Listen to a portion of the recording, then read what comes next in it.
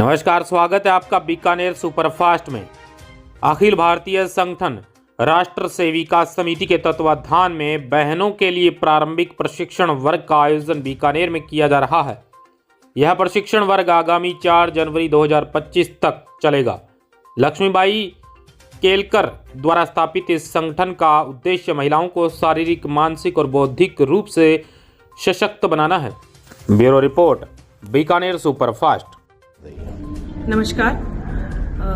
कल दिनांक 29 दिसंबर को राष्ट्र सेविका समिति महिला आरएसएस का कैंप यानी कि वर्ग आदर्श विद्या मंदिर गढ़सीसर रोड पर प्रारंभ हुआ है, जिसमें 113 शिक्षार्थियों के साथ लगभग 135 जने अधिकारी और व्यवस्था समेत उपस्थित हैं। यह वर्ग प्रतिवर्ष दिसंबर माह में ही लगाया जाता है।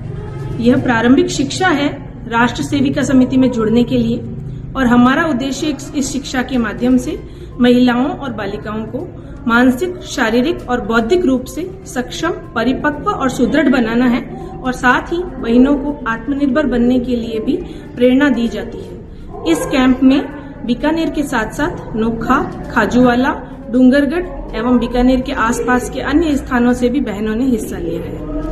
इसी के साथ हम अतिथि और अध्यक्ष के रूप में बीकानेर की विभिन्न क्षेत्रों से जुड़ी महिलाओं को भी यहाँ बुलाकर उनका परिचय समिति को देते हैं, एवं समिति का परिचय पूरे बीकानेर की महिलाओं को मिले, ऐसा हमारा अधिक से अधिक प्रयास रहेगा। मैडम, आपका नाम? मेरा नाम ममता पुरोहित, महानगर कार्यवाहिका राष्ट्र सेविका समिति।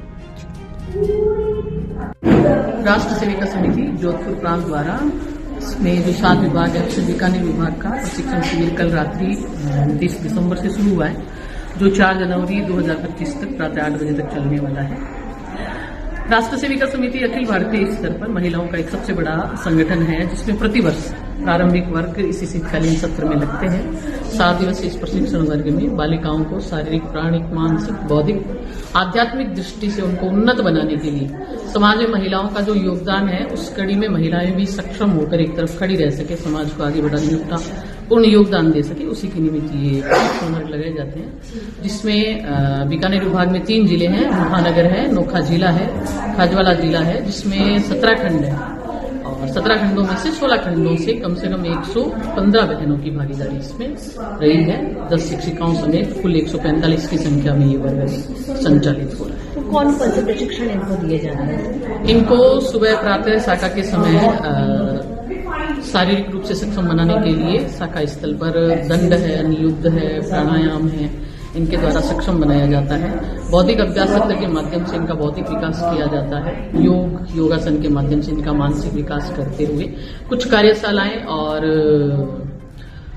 अपने से करने वाले कार्यक्रमों के द्वारा इनका स्वयं का विकास हो, इस प्रकार से बहनों को समय समय पर ऐसा नहीं कि प्रशिक्षण वर्ग के बाद भी कुछ नहीं होना, इन जो शाखाएं लगती है अलग अलग स्थानों पे, उन शाखाओं के माध्यम से भी इनका बौद्धिक और मानसिक स्तर का केंद्र की कुछ योजना है महिलाओं से जुड़ी हुई, उनका भी प्रचार प्रसार करना और महिलाओं को आत्मनिर्भर बनाना, इसके लिए भी शाखा कार्य कर रही है आगे। जी, संगठन में 2 प्रकार के श्रेणी है, संगठन श्रेणी और जागरण श्रेणी है, जिसमें अभी संगठन और जागरण श्रेणी दोनों श्रेणी की महिलाओं का काम चल रहा है। संगठन श्रेणी के अंतर्गत जैसे ये बौद्धिक है, शारीरिक है, संपर्क है, तो इसके माध्यम से महिलाओं को जोड़कर और समाज में उनके योगदान के लिए आगे बढ़ाया जाता है।